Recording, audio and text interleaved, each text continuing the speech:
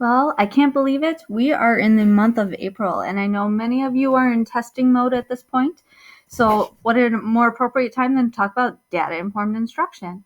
And what's interesting is when we talk about data informed instruction, a lot of times teachers automatically think about those standardized assessments. How can we use the data? The reality of the situation is we're going to talk a little bit about micro data informative assessments because in the everyday situation, that's really what you want your teachers using, especially with the SLO process. By the time they get through power standards, learning targets, and they've really dug into setting up pre and post assessments, it's actually the formative assessment piece that is help guiding their students and the teacher themselves in regards to the instruction. There should be no surprises by the time the child gets to the post assessment because of the way the formative assessment is set up.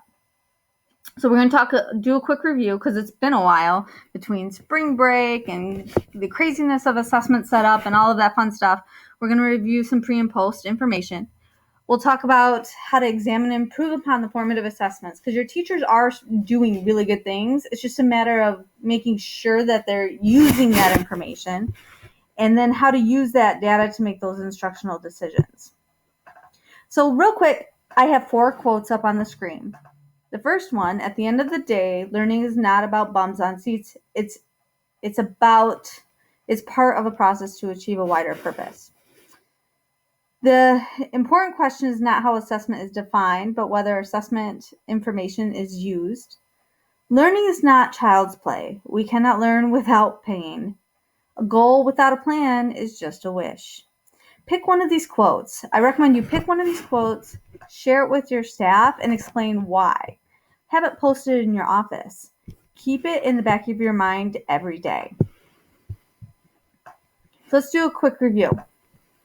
Pre-assessments, right? Not watered down versions of post-assessments. We do not overuse or grade them.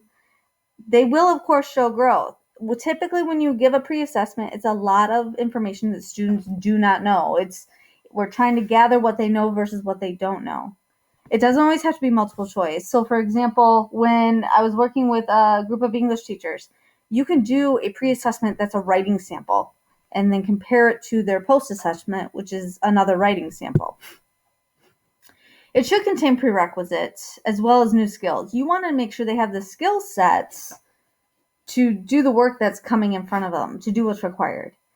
The teachers need to learn how to use the data, set both classroom and individualized SLOs if needed.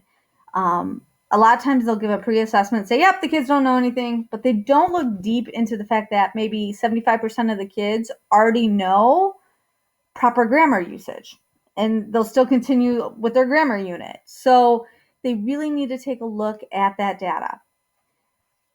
They need to understand that they can skip and lightly touch on what kids already know. This is the point of power standards, right? So if you're going to hit something hard in their freshman year, it doesn't mean they have to hit it hard again their 10th grade year and their 11th grade year. It's formative by nature.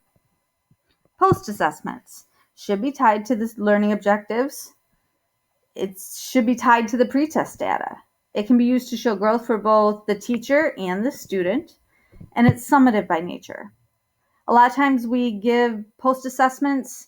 Those kids failed it, we move on. Those kids achieved it, we move on. We don't do celebrations, and we don't go back and reteach. A lot of districts are having conversations about this idea of retesting and allowing students to retest. I am a proponent of that as long as there was some reteaching. Seems like a lot of times if a kid struggles with a test and they do a retake of the test, there's nothing that goes on with that student in between the process. So it's just kind of like throwing darts at a board blindfolded. You need to make sure there's some going back and reteaching before they retake the post-assessment. Best practices for assessment. So remember, validity. Validity is really important, especially if you are doing in-house common assessments. We need to make sure that it's measuring what we want it to, and it provides sound evidence that the student mastered the content. 2 key factors to consider when doing this: making sure there's an alignment to the standards that are designed to be taught, and that the items provide flexibility for both high and low achieving students. There is a set criteria for designing these quality assessments according to Wayne Risa. So there's been a lot of research done on this, making sure that learning expectations are clear, details of the assessment reflect depth of expectations, it's accessible to all students, it's for growth for individual students, it's sensitive to standards. There's a system in place. The scores are precise and reliable, and cut scores are defined.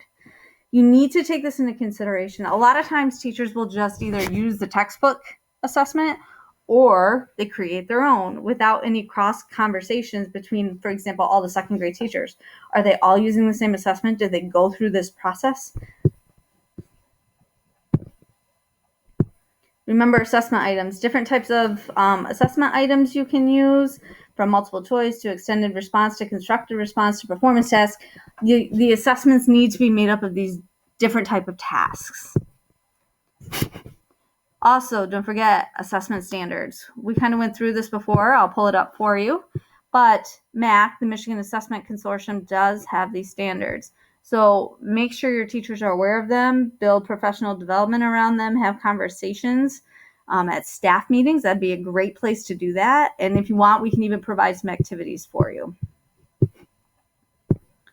So let's do a quiet reflection. I'm going to end the first portion of this video here. It was solely for refreshing our minds, thinking about assessments before we dive in, and then we'll kick back in with the second video.